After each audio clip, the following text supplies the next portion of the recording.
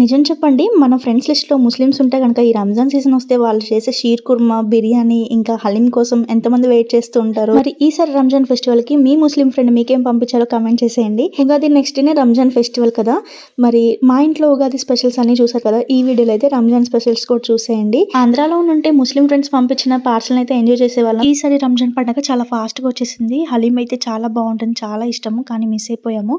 ఇక్కడైతే హలీం అస్సలు దొరకదు. కానీ ఆ క్రేవింగ్స్ తీర్చుకోవడానికి నేను ఫస్ట్ టైమ్ ఇంట్లో ట్రై చేశాను. చాలా వీడియోస్ చూసి చేశాను. ఎలా వచ్చింది ఏంటి అనేది నేను రివ్యూ లాస్ట్‌లో చెప్తాననమాట. మీరైతే చూసేయండి వీడియో. లంచ్‌కి చికెన్ దమ్ బిర్యానీ చేసుకున్నాము. ఈవినింగ్ అయితే హలీం చేస్తున్నాను ఇక్కడ. హలీం కోసం ఫస్ట్ అయితే మనం కొన్ని పప్పుల్ని ముందుగా నానబెట్టి పెట్టుకోవాలి.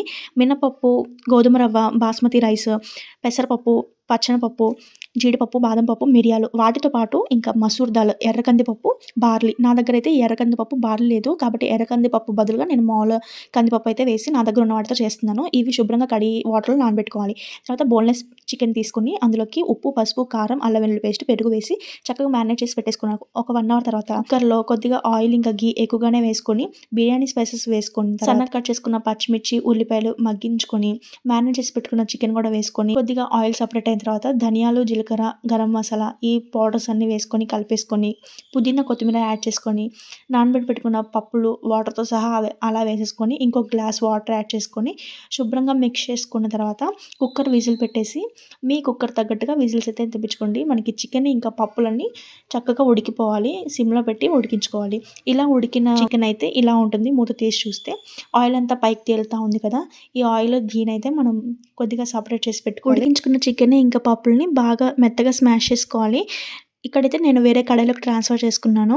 బాగా కలుపుకుంటూ ఉండాలి. ఈజీగా ఉంటుందని ఈ కడాయిలోకి పెట్టేసుకున్నాను. తర్వాత కొద్దిగా ఘీ ఇంకా పుదీనా, కొత్తిమీర యాడ్ చేసుకుంటూ కంటిన్యూయస్‌గా మిక్స్ చేస్తూ ఉండాలనమాట. ఇదే ఎక్కువ టైం పడుతుంది. హలీంకి పైన మనకి బ్రౌన్ ఆనియన్స్ ఇంకా జీడిపప్పులతో గార్నిష్ చేసి ఇస్తారు కదా! ఆ బ్రౌన్ ఆనియన్స్ కోసం అయితే నేను ఇక్కడ ఆయిల్‌లో డీప్ ఫ్రై చేసుకోకుండా కొద్దిగా ఘీలో ఒక సన్నగా కట్ చేసుకున్న ఉల్లిపాయ అంతా యాడ్ చేసుకొని బ్రౌన్‌గా ఫ్రై చేసుకున్నాను.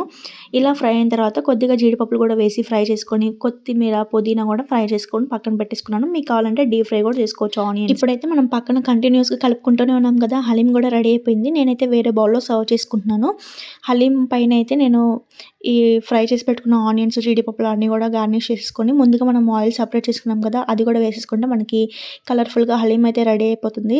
చూడటానికైతే చాలా బాగుంది కదా! టేస్ట్ కూడా బాగుంది. కాకపోతే నాకు ఎక్కువ చికెన్ కంటే కూడా ఆ పప్పుల ఫ్లేవర్ ఎక్కువ తెలిసింది. నేనైతే హాఫ్ కేజీ చికెన్‌తో చేశాను. ఆ పప్పులన్నీ ఇంకొద్దిగా తక్కువ వేసుకొని ఉంటే ఇంకా బాగుండేదేమో. అప్పుడు మనకి బయట తీసుకున్న హలీం టెక్స్చర్ అంటే స్పూన్‌తో ఇలా తీస్తున్నప్పుడు జారిపోతా ఉంటుంది కదా! ఆ టెక్స్చర్ వచ్చేదేమో. యూట్యూబ్‌లో అయితే హలీం వీడియోస్ తెగ వైరల్ అవుతున్నాయి కదా! ప్రాసెస్ అయితే కొద్దిగా ఎక్కువే. మాలాగా దొరకని వాళ్ళైతే హలీం క్రేవింగ్స్ కోసం ఇంట్లో ట్రై చేయొచ్చు.